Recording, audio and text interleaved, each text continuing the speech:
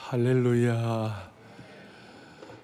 오늘부터 저희 교회는 봄 사역이 시작이 되는데, 오늘 말씀을 통하여 내 영혼의 따뜻한 봄 동산을 경험하기를 소망합니다. 한 분 한 분에 꼭 필요한 선한 목자 되신 주님께서 맞춤의 은혜를 주시기를 바랍니다.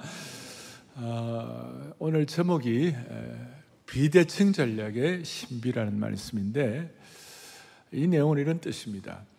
대칭 전략이라는 것은 그냥 우리가 일반적으로 예상할 수 있는 것.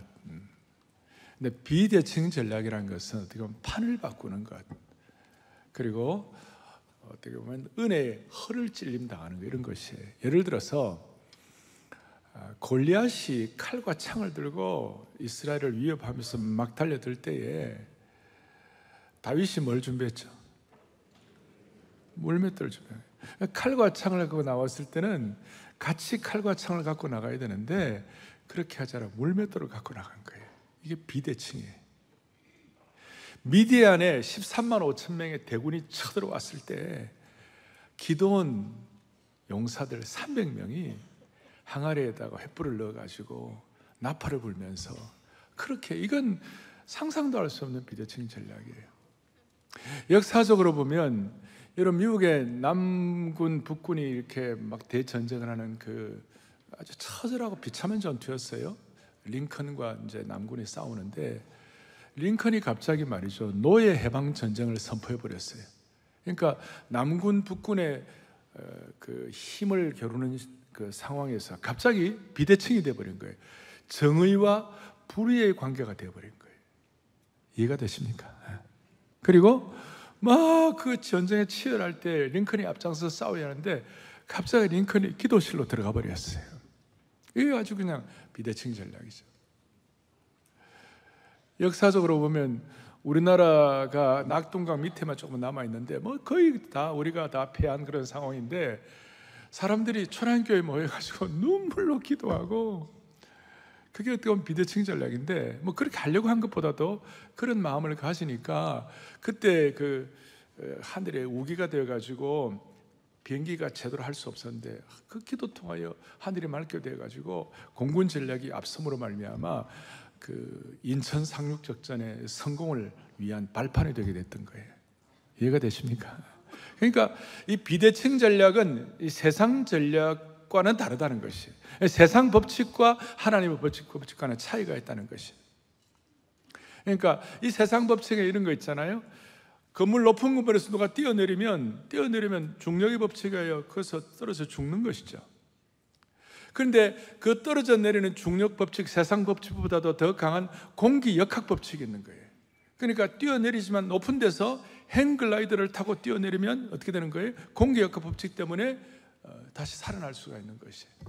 그러니까 중력 법칙 자체가 없어진 것이 아니고 공기 역학 법칙이 더 압도하는 것이에요. 그러니까 오늘 예배를 드리면서 저와 여러분들이 더 압도한 은혜를 받기를 바라는 것이에요. 오늘 본문은 여러분 잘 아시는 대로 가나안 땅 입구에 뭐가 있냐면 여리고성이 있는 거예요. 그러니까 여리고성이 아주 난공불락의 성이고 금성철벽의 성이고 사람이 어찌 할 수가 없는 거예요. 그런 성을 앞에 놓고 하나님께서 어떻게 하실까? 성을 공략을 하려면 뭐 사다리를 갖다 놓고 사람들이 올라가야 되고, 무슨 아니면 큰 뭐 이렇게 공격용 무기를 던지고 또 화살을 쏘아야 되고 돌을 던지고 그래야 되는데, 하나님 어떻게 하냐? 그냥 하루에 한 바퀴씩 돌아라. 매일매일 한 바퀴 돌아라. 그 돌 때 또 사람들이, 여리고 성 안에 있는 사람들 얼마나 조롱했겠어요. 저 바보들이 지금 뭐 하고 있냐고. 그리고 그런데 갑자기 6장 10절에 보면 다 6장 뭐라고 되어 있어요? 외치라 하는 날에 뭐예요? 외칠지니라. 전쟁인데 지금 가장 난공불락의 성을 앞에 놓고 외치라는 거예요. 이게 이런 비대칭 전략이 어디 있습니까? 그래서 오늘 사랑하는 형제자매 여러분, 우리 영가족 여러분, 오늘 우리 앞에는 많은 분들이 인생살이 하다 보면 다 여리고도 있는 것이고 난공불락의 성도 있는 것이고 우리가 풀어야 할 숙제가 많이 있어요. 많이 있는데 오늘 하나님께서 거룩한 새 판을 짬으로 말미암아 여러분들의 승리를 주시기를 바랍니다. 여리고성 무너뜨리듯이.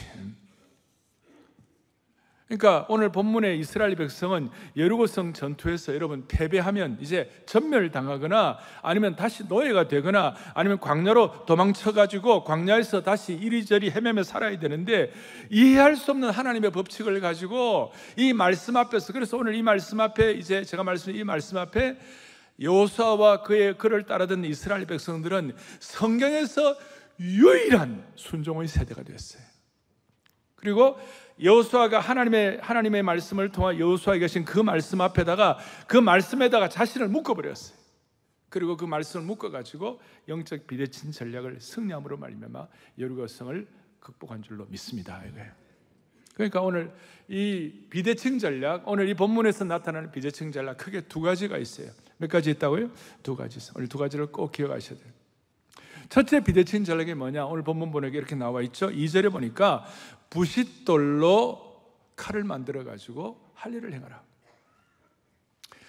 또 3절에 보니까 부싯돌로 칼을 만들어서 또 할례를 행하니라. 또 오늘 7절에 보니까 여호수아가 할례를 행하였다.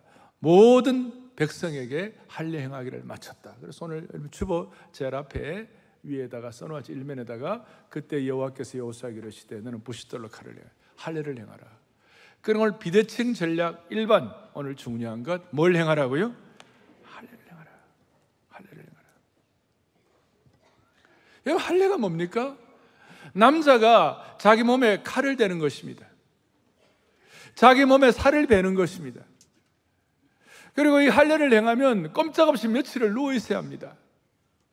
자, 여리고성이라는 큰 금성철벽의 성 앞에서 지금 성 공략하는 작전을 벌여야 되고 다 해야 되는데, 하나님께서 뭐라고 하시는가? 너 할례 해가지고 남자들은 다 힘 빼기 작업하라. 그냥 누워 있으라. 누워 있는데 적들이 쳐들어오면 다 죽게 되어 있는데, 인간적으로 생각하면, 인간적인 대칭 전략으로 생각하면 이거는 있을 수가 없는 것이고 이렇게 하면 안 되는 거예요. 근데 하나님께서 어떻게 하시는가? 할례 행하라. 자기 힘 빼기 작업하라. 여러분, 힘이 빠지면 어떻게 합니까? 우리 인간은 다 힘 빠지면 어떻게 합니까? 낙심하고 그런 거 있지만 우리 그리스도인들은 힘 빠지면 어떻게 합니까? 나를 신뢰하는 누구를 신뢰합니까? 내 뭐예요? 늘 말씀드리지만 뭐예요? 실오라기 하나도 주님께 다 맡기는 거 아니에요? 여러분 다 죽음의 터널 한번 지나보세요. 다 우리는 그냥 주님께 나를 완전히 의탁하게 되어 있는 것이에요. 그 할례는 뜻이 뭐냐? 너 이제 너 힘 다 빼고 힘 빼기 작업하고 하나님께 전적으로 위탁하라, 그런 뜻이에요. 쉬운 건 아니지만 인간적으로 생각하면 이거는 말이 안 되는 것이에요. 다시요. 그들이 할례 받는 순간 꼼짝 못하고 누워있을 때 누가 공격하면 어떻게 되겠어요? 그런데 백성들이 다 순종을 하고, 적들이 쳐들어오면 몰살당할 수도 있는데 다 말씀을 순종하고 말씀 앞에 자신들의 몸을 묶어버렸어요. 그럴 때 오늘 9절 보니까 뭐라 나오느냐? 이렇게 나와 있죠. 내가 오늘 뭐예요? 애굽의 수치를 너희에게 떠나게 하겠다. 참 놀라운 말이에요. 애굽의 수치를 떠나게 하겠다. 그러니까 수치가 굴러갔다. 그래서 할례를 받은 이 장소가 길갈이다, 이런 말씀이었어요. 애굽의 수치가 뭡니까? 이스라엘 백성들이 오랫동안 애굽에 살면서 무슨 근성이 생겼냐면 노예 근성이 생긴 거예요. 이 노예 근성이 뭐냐? 자기 중심이에요. 노예로 살다 보니까 자기가 살아야 되니까, 노예로 살다 보니까 자기 어떤 가족들도 살아야 되니까 그냥 자기 중심으로 내 목숨만 살아야지 하는 이런 마음들이 너무 커져가지고 이 노예 근성이, 할아버지도 노예 근성, 아버지도 노예 근성, 자식도 노예 근성, 엄마도 노예 근성이 충만해서 이 자기 중심이에요. 이 자기 중심의 노예 근성은 이스라엘 백성들, 특별히 선택받은 이스라엘 백성들에게는 너무나 어울리지 않는 성품이었어요. 왜냐하면 이스라엘 민족의 조상이 누굽니까? 아브라함이죠. 하나님이 아브라함을 뽑으실 때 아브라함을 불러가지고 내가 너로, 창세기 12장에 보면 축복의 뭐예요? 근원이 되게 하리라. 이게 이제 하나님께서 이스라엘 백성들을 향한 하나님의 간절한 뜻이었고 이스라엘 백성들이 받은 사명이었어요. 근데 오랫동안 노예 근성에 살다 보니까 나도 모르게 완전히 그냥 자기 중심, 내 중심, 내 거 여기에만 충만해진 거예요. 그래서 창세기 17장에 보면 하나님께서 아브라함에게 다시 한번 정신 차리도록 너는 할례를 행하라. 너와 함께 있는 모든 남자들에게 할례를 행하라. 그리고 할례를 통하여 네가 완전해지라. 그리고 하나님께서 할례를 통하여 아브라함에게 뭐라고 말씀하냐? 너는 이제 아브라함이 아니야. 너는 이름을 아브라함으로 바꿀 거야. 그래서 이스라엘 백성들이 가진 그들이 받은 선택된 백성의 사명을 이루기 위하여 노예의 근성, 자기 중심, 자기 것만 찾는 것이 처리가 되어야 한다는 것이. 그리고 아브라함이라는 이름에서 아브라함으로 바꾸라. 잘 아시는 대로 어떤 내 것 중심, 소시민적인 그런 것에서 이제 너는 열국의 아비가 되라. 여러분, 우리 오늘 이런 말씀을 들을 때 나는 내 한 몸 가누기도 힘든데 무슨 열국의 아비인가 이런 생각할 수 있지만, 복음이 들어가고 생명의 역사가 들어가고 성령의 역사하고 말씀의 은혜가 있으면 신비하게도 이것이 이해가 되기 시작하는 것이에요. 그러니까 이 노예 근성에 급급해가지고 헤매는 이들에게 다시 한번 할례를 통하여 너의 살을 배워가지고 배워진 살을 볼 때마다 나는 내 중심으로만 살아만 안 되고 나는 하나님 중심으로, 나는 열국의 아비로서 나는 축복의 대상 정도가 아니라 내가 축복의 근원으로 살아야 되겠구나. 나는 제사장 나라로서 하나님과 백성을 위해 살아야 되겠구나. 이걸 아주 그냥 살에 새기고 확신하고 깨달으라 이 말이에요. 그래서 이스라엘 백성들이 노예 생활의 습성이 남아있는 오합지졸과 같은 이런 사람들이 열국의 아비의 정체성을 확인하기 위하여 살에 새기기 위하여 너는 할례를 받으라. 이게 놀라운 비대칭 전략이에요. 이스라엘 남자들의 할례의 상처를 볼 때마다 나는 하나님의 사람이야, 나는 하나님의 백성이야, 나는 열국의 아비야, 이걸 자각하고 세상 방식대로 살지 말고 공기역학 법칙대로, 다시 중력의 법칙대로 죽지 말고 다시 반응하고 일어나라. 이걸 위해 너는 거룩해져야 돼. 거룩한 투쟁을 하고 자기와의 싸움을 해야 돼. 그러니까 오늘 21세기 우리들의 입장에서는 이게 뭐예요? 골로새서 2장 11절에 신약 시대를 살아가는 우리들에게는 이렇게 나와 있어요. 같이 우리 한번 보겠습니다. 또 그 안에서 너희가 손으로 하지 아니한 할례를 받았으니 곧 육의 몸을 벗는 것이요. 아멘. 우리는 지금 예수님의 십자가의 은혜를 통하여 우리는 이제 구약의 어떤 몸으로 하는 그런 할례가 아니라 우리는 마음의 할례를 받는 것이에요. 그리고 우리의 노예 근성은 뭡니까? 우리의 과거에 예수 믿기 전에 우리의 어떤 그 죄악된 성품들, 육신의 어떤 속성들, 이런 모든 것들을 좀 정리하라 이거예요. 그 대표적으로 뭐냐면 내 마음의 보좌 위에, 내 마음의 왕자 위에 내가 왕이에요. 내가 왕인 이런 노예 근성을, 내가 왕인 이런 삶의 자세를 왕자에서 내려오라 이 말. 내 마음의 보좌에서 나를 폐위시키라 이 말. 자기 중심의 삶에서 내 마음의 왕자에서 나를 폐위시키고 그 다음에 할례를 받아, 마음의 할례를 받아. 내 중심이 아니라 하나님 중심 가운데 특별히 열국의 아비가 되게 하여 주옵소서. 그래서 비대칭 전략의 할례를 받는다는 것은 오늘 이 시대에 마음의 할례를 받는 것이고, 마음의 할례를 받는 것이 뭐냐? 내 스스로 내 자신의 보좌에서 나를 끌어내리는 것이고 나의 자아가 폐위될 수 있도록. 그래서 성도들은 육신의 자아가 지배하는 나라에서 도망가가지고 내가 스스로 내 스스로의 왕자를 포기하는 것이에요. 이게 왜 이렇게 중요한가? 여러분, 이게 안 되면 믿음의 용량이 안 되고 준비가 안 돼 있기 때문에 하나님께서 가나안에 젖과 꿀이 흐르는 복을 주시려고 해도 대상이 안 되는 것이에요.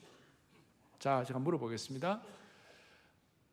하나님께서 이스라엘 백성들에게 가나안 땅에 들어가고 복을 주시고 은혜를 받게 하시고 축복하시려고 하시는데, 이스라엘 백성들이 가나안에 들어가가지고 잘 살기를 원하는 그 마음이 더 클까요? 아니면 하나님께서 이스라엘 백성들에게 너희들 가나안에 들어가고 진짜 은혜 받고 복 받아라 하는 하나님의 마음이 더 클까요? 우리 성도들은 제대로 반응하시네. 이스라엘 백성들이 복 받기를 원하는 그 마음보다도 하나님께서 더 큰 간절함이 있는 것이에요. 제가 주님께 좀 이런 용어를 써서 죄송한데, 정말 하나님이 우리가 진짜 하나님의 복을 받기를 안달복달할 정도, 죄송합니다, 안달복달하실 정도로. 제 얘기 아니고 히브리서 기자가 히브리서 6장 14절에 이런 말씀이 있어요. 같이 보겠습니다. 내가 반드시 너에게 복을 주고 복을 주며 너를 번성케 하고 번성하게 하리라. 아멘. 내가 반드시, 오늘 영가족, 오늘 이 말씀을 듣는 여러분들에게 복을 주고 복을 주며 너를 번성하게 하고 너를 번성하게 하리라. 이게 하나님의 심정이에요. 근데 문제는 우리가 마음에 할례가 없는 거예요. 우리가 준비가 안 된 거예요. 우리가 영적인 비대칭 전략에 은혜가 없는 것이, 내 마음의 왕자에 내가 포진해가지고 내가 맨날 살아가지고 내가 펄펄 살아가지고 난리를 치고 주님을 향한 전적 신뢰가 없이 모든 것들을 내가 끌고 가고 이럴 때에 그게 마음의 할례가 안 받아져요. 그러니까 마음의 할례를 받으라. 내 마음의 살을 베어내라. 노예 근성으로부터 탈피하라. 오늘 이 은혜가 저 여러분들이 있기를 바라는 것입니다. 이럴 때 우리가 세상 보는 눈이 바뀌게 되는 것이. 제가 사실은 오늘 여기 교회 앞에 큰 플래카드로 있잖아요. 우리 모두 튀르키예와 시리아에 있는 그 어려운 사람들을 위하여 우리가 마음을 모아 같이 우리가 한번 마음을 모으십시다. 큰 플래카드를 붙이고 싶었어요. 비가 와가지고 못 붙였어요. 여러분, 우리가 튀르키예를 생각하고 그 다음에 터키를 생각하고 우리가 무슨 시리아를 생각하고 그런 여력이 우리가 어디에 있습니까? 그런데요, 희한하게 우리의 마음에 할례를 받아가지고 마음에 기도의 지팡이를 이렇게 들고, 이건 작으면요 큰 거, 이런 기도의 지팡이를 들고, 하나님, 나는 나만을 위해서 살기를 원치 않습니다. 내가 이 땅에 온 것은 하나님 특별한 뜻이 있는 줄 믿사오니, 내가 이 땅에 온 하나님의 사명이 있는 줄 믿사오니, 하나님 앞에서 내가 감당해야 할 몫이 있는 줄 믿사오니, 주의 이 일을 위하여 마음의 할례를 통하여 내가 준비되게 하여 주십시오. 다시요, 이거요 남들이 보면 조롱할 일이고 세상적으로 볼 때는 저기 공격하면 다 전멸당할 그런 상황이에요. 그런데도 우리가 주님을 향한 우리의 시선이 흐려지지 아니하고 안테나가 고쳐 써가지고 다 집중하면 하나님께서 우리 앞에 있는 난공불락의 여리고 성도 무너뜨리도록 은혜를 베풀어 주시는 것입니다. 자, 첫째 뭘 받으라고요? 할례를 받으라. 두 번째로는 하나 더 할 것인데, 이게 뭐냐? 오늘 본문에 보니까 10절에 보니까 이렇게 나와요. 10절에 같이 보죠.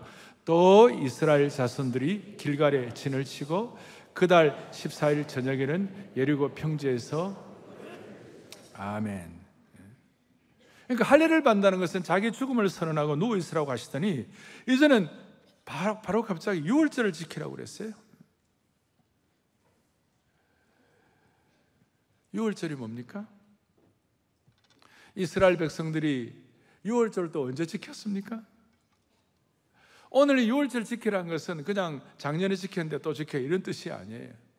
이스라엘 백성들이 유월절 첫 번째 언제 지켰죠? 열재앙 극복하고 출애굽할 때에 이스라엘 백성들이 참 유월절은 기적 같은 거 아니에요. 이스라엘 백성들이 무슨 능력 있고 힘이 있고 무슨 대단한 이런 게 있었던 거 아니에요. 하나님의 일방적인 기름 부으심이고 일방적인 하나님의 은혜의 방편이 됐어요. 특별한 은혜였어요. 유월절 그때 지키고, 자, 오늘 이 상황이 어느 정도 되는가 하면 출애굽하고 난 다음에 거의 40년이 지났어요. 그 애굽에서 지금 가나안 땅 입구까지 330km? 그리고 걸어가면 뭐 한 650km, 한 700km? 그러면 하루에 뭐 많은 가족들하고 전체가 행진하니까 한 15km 건다 치면 아무리 뭐 많이 가도 뭐 40일, 50일이면 충분히 갈 수 있는 거리인데 40년이 걸렸어요. 왜 40년이 걸렸는가? 노예 근성의 때가 빠지지 않는 거예요. 걸핏하면 애굽으로 돌아가자 그러고, 걸핏하면 원망하고, 걸핏하면 난리치고, 걸핏하면 고기 없다 그러고, 그러니까 이 때가 빠지고 이 근성이 빠진 데는 시간이 오래 걸리는 거예요. 그래서 첫 번째 유월절 지키고 그 다음에 한 1년쯤 지나가 시내산 언약할 때 그때 한번 지키고 거의 40년 만에 지금 유월절을 지키라고 하는 거예요. 그 유월절 지키라는 것은 뭐냐 이런 뜻이에요. 너희가 너희 힘으로 할 수 있는 게 뭐 있냐. 유월절은 하나님의 기적적인 은혜의 방편인 줄로 믿습니다. 그러니까 여러분, 할례는 일평생 한 번 하는 거예요. 할례는 남자가 하는 거예요. 그런데 유월절은 모든 사람이 받는 것이에요. 그리고 할례는 일평생 한 번 하는 것이, 유월절은 매년마다 반복하는 것이에요. 그러니까 할례의 은혜를 가지고 자아가 깨어진 하나님의 사람들에게 필요한 것이 뭐냐? 할례는 우리가 받는다고 한다면 유월절은 하나님의 일방적인 은혜를 부어주시는 것이에요. 그러니까 우리의 마음속에 간절한 소원과 기대가 있어요. 하나님 아버지, 오늘도 매일 매순간 살아가는데 우리에게는 유월절의 기적과 같은 은혜가 필요한 줄로 믿습니다. 이게 너무 우리에게는 간절한 거예요. 저에게도 간절한 거예요. 우리 하나님의 나라는 말에 있지 않고 능력 있는 줄 믿습니다. 우리가 지금 회복을 넘어 붕으로 한국교회 가기 이렇게 소원하고 있습니다. 이럴 때 우리에게 하나님께서 주시는 유월절의 은혜가 필요한 것이, 유월절의 능력이 필요한 것이, 유월절에 우리 일상 사람들이 생각하는 기대 이상의 특별한 하나님의 간섭이 필요하신 것이. 예를 들어서 이런 뜻입니다. 아브라함에게 있어서 유월절의 은혜가 뭡니까? 아브라함의 100살에 이삭을 낳은 것은 유월절의 특별한 은혜예요. 그러니까 다시 얘기하면 유월절은 우리 힘과 능력으로 할 수 없는 것, 하나님만이 주셔야 하는 것, 하나님만이 주시는 특별한 은혜, 기가 막힌 그야말로 비대칭 전략의 판을 깨는 어떤 그런 놀라운 하나님 은혜가 유월절의 은혜인데, 아브라함에게는 이삭 받는 것, 노아에게는 방주 받는 것, 요셉과 같은 사람에게는 총리 대신 되는 것, 이런 것들이 최고의 유월절의 축복이에요. 아까 비대칭 전략 얘기했을 때 비대칭 전략의 최고의 비대칭 전략의 수준은 뭡니까? 겟세마네 동산에 마귀가 이제 공격을 해가지고 예수님을 잡아 죽이려고 공격해 왔을 때 대칭 전략은 뭡니까? 예수님이 12영이나 더 되는 천사를 데리고 와가지고 그냥 다 멸절시키는 것이 그게 대칭 전략이지만, 영적인 비대칭 전략은 그 순간 예수님이 십자가 지신 것이에요. 그 십자가 지신 것이 비대칭 전략의 아주 특별한 최고봉이죠.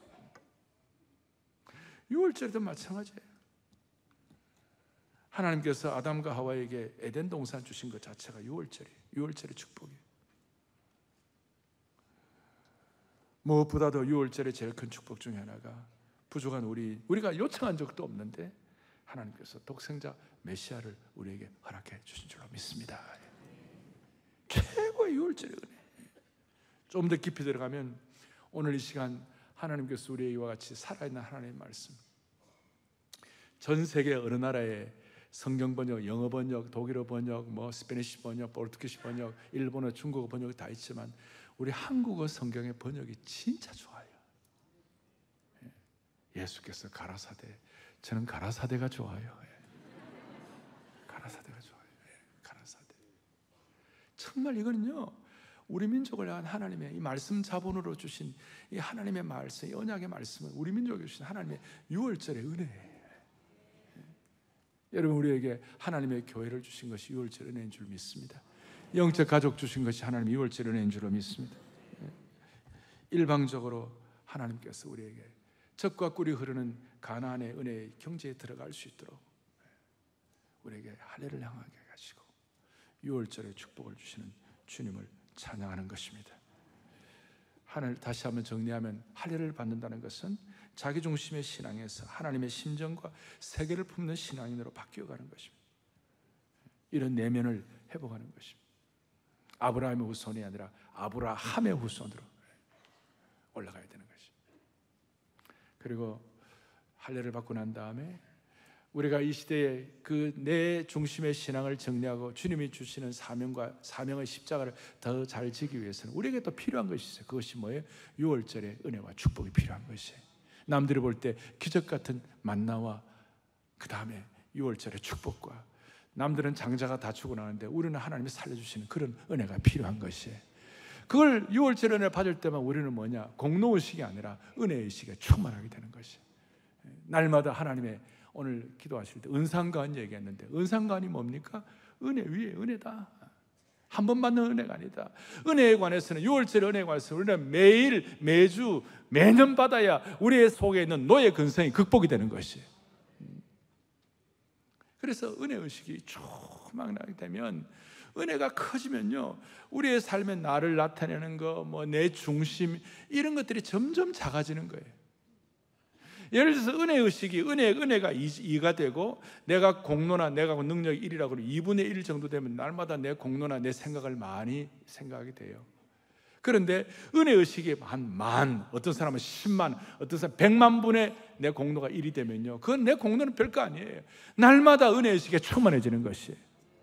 그래서 은혜에 관한 우리는 영원한 채무자로서 살아가게 될 때, 우리는 날마다 주가 나와 동행을 하며 나를 친구 삼으셨네, 우리 서로 받은 그 은혜와 기쁨은 알 사람이 뭐예요? 없도다. 이렇게 살아갈 때에 하나님께서 주시는 이 놀라운 할례의식과 유월절 의식을 통하여 우리 하나님께서 그렇게도 우리에게 주기를 원하시는 가나안의 복지로 들어갈 수 있도록 만들어 주시는 것입니다. 그 결과 무슨 일이 벌어졌습니까? 할례받고 유월절을 지키고 비대청 전략으로 마음을 준비하니까 하나님이 드디어 이제는 됐다, 그리고 난 다음 여리고성을 무너뜨려 주셨습니다. 하나님께서 싸워주신 것이. 6장 2절 3절에 보니까 특별히 이렇게 나와 있습니다. 너희 모든 군사는 그 성 둘러가지고 성주위를 매일 한 바퀴씩 돌되 6동안을 그려 마지막 7째 날에는 7바퀴를 돌아 13바퀴를 돌면서, 너희 모든 군사들이, 이 하나님의 비대칭 전략으로 무장된 군사들이 성을 돌 때, 저 말씀한 대로 그 안에서 여리고에 있는 사람들이 막 조롱하고 그렇게 했지만 그 상관없이 우리가 비대칭 전략으로 살아가면 사람들이 나를 조롱할지 몰라요. 사람들이 나를 웃음거리로 삼을지도 몰라요. 그런데 우리가 주님 다 말씀 앞에서 주님 중심으로 다 집중하게 되면 마지막 날에 6장 10절에 아까 다시 한번 시작, 외치라 하는 날에 외칠지니라. 그럴 때 그 큰 성 여리고가 무너지는 줄로 믿습니다.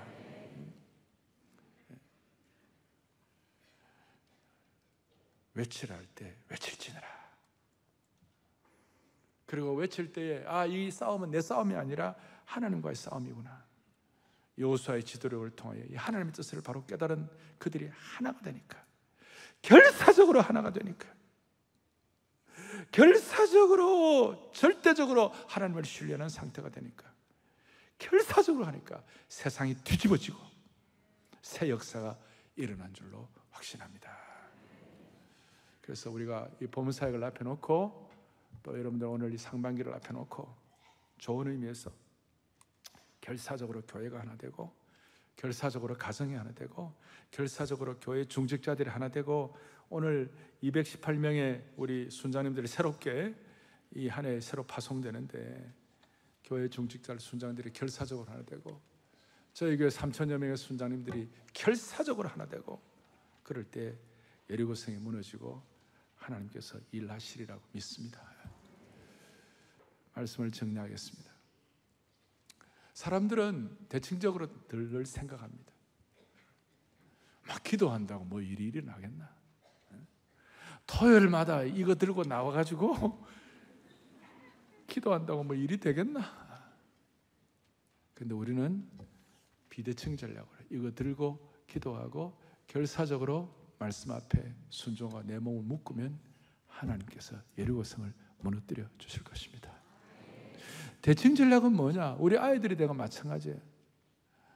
아이들 주일날 학원 특강에 보내는 것이 대칭 전략이에요.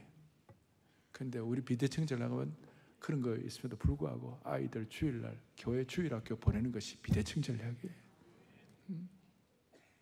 고3 되면 모두가 다, 예수 잘 믿는 부모님들도 다 엎어져요. 대칭 전략으로 엎어져. 주일날 교회 가지 말고 입시 준비하라. 여러분, 그래갖고 인물이 나오겠습니까? 별로 반응 안 하는 거 보세요. 고3이라도 주일날 아이들 와서 예배 드리고 주님 집중하고, 그래야 우리 고3 아이들에게 6월절에 기적이 일어나게 되는 것이에요. 내가 원하는 대학을 다 못 들어가더라도 인생은 길게 봐야 돼요. 20년, 30년, 40년. 그래서 제가 볼 때 토요비전 새벽 예배에 자식들 데리고 나오는 부모님들은 비대칭 전략의 고수들이에요. 고수들이에요. 다 앞으로 효부, 효자, 효녀가 될 것입니다. 오늘 이 은혜가 여러분들 모두에게 충만하기를 바랍니다. 그러나 사실은요, 우리가 이렇게 살면 우리는 이렇게 희생하는 것 같고 순종하는 것 같고 이렇게 하는 거지만, 사실은요 영적으로 우리는 힘이 있는 것이에요. 5장 1절 앞에 보세요. 오늘 본문 1절 이런 내용이에요. 여호와께서 요단물을 이스라엘 자손들 앞에서 그 다음 뭐예요?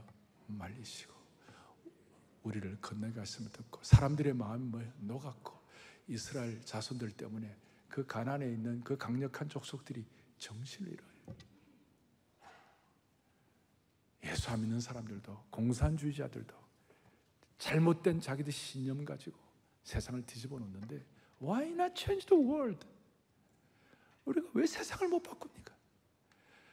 예수님이 12제자를 데리고 세상을 바꾸고 그 12제자 앞에 빌립보가 항복으로 대로마 제국이 100기를 들었는데, 오늘 수천 명의 성도들이 예배를 드리는데, 오늘 우리에게 수만 명의 성도들이 이런 영적 정신으로 똘똘 뭉치면 세상도 바꾸게 하시고 남북도 복음으로 통일되는 길을 열어주실 줄을 믿습니다.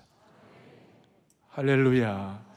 우리 다 두 손을 펼치시고, 주 사랑 한없고 주 은혜 끝없는 주 권능을 사람이 어찌할까? 6월절과 할례의 은혜에 대해서, 그래서 이 할례는 오늘 이 시대에 뭐로 바뀌었습니까? 세례식으로 바뀌었고, 6월절은 오늘 성만찬으로 바뀌게 된 거예요. 세례는 일평생 한번 받는 것이고, 성만찬은 매년 매 순간 필요할 때마다 반복함으로 말미암아 하나님의 살아계심과 하나님의 하나님 되심을 경험하게 되는 것이에요. 거룩한 비대칭 전략. 주 사랑 한없고 주 은혜 끝없네. 찬양하겠습니다. 주 사랑 주 은혜 끝없네.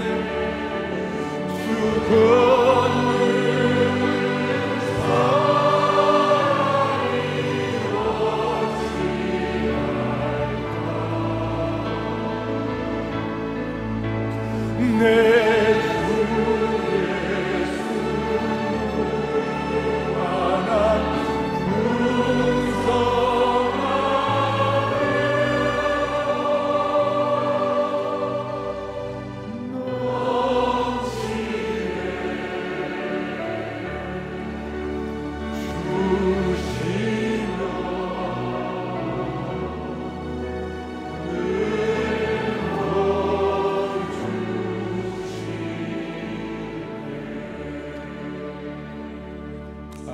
가슴에 손을 얹겠습니다. 사랑하는 형제자매 여러분, 오늘 이 말씀이 여러분들에게 지금 나에게 주시는 맞춤형 레마의 말씀이 되기를 바랍니다. 주님은 오늘 우리에게 정말 진짜 복을 주시기를 우리보다 더 원하고 계시는 줄로 믿습니다. 오늘 이 말씀 순종하여 모두가 다 21세기의 여호수아와 갈렙이 되기를 소망하는 것입니다. 자비로우신 하나님 아버지, 우리의 생명과 소망이 되시는 살아계신 하나님 아버지, 오늘 이 말씀을 통하여 이 봄 사역을 어떻게 할지 난심판을 주신 것처럼 은혜 주신 것 감사합니다. 아니, 이 평생에, 우리 평생에 이 말씀으로 나를 묶어가지고 영적 할례를 통하여 노예 근성을 극복하게 하여 주시옵소서. 그냥 아브라함이 아니라 아브라함으로 축복의 근원이 되는 그 은혜를 깨닫게 하여 주시옵소서. 6월절의 은혜로 구원의 감격을 회복함으로 말미암아 공로의식이 아니라 은혜의식에 충만하여 우리 앞에 딱 버티고 서 있는 저 여리고성을 무너뜨릴 수 있도록 도와주옵소서. 아버지 하나님, 우리 자녀들도 이 말씀으로 순종으로 무장됨으로 말미암아 모두가 다 이 시대에 가나안 땅의 은혜를 경험하게 하여 주옵소서. 신앙의 비대칭 전략이라는 회복 엔진을 가지고 그게 나를 묶고 영혼의 봄동산으로 비상하는 온 성도들로 삼아 주시옵소서. 우리 주 예수 그리스도 이름 받들어 간절히 기도 올리옵나이다. 아멘.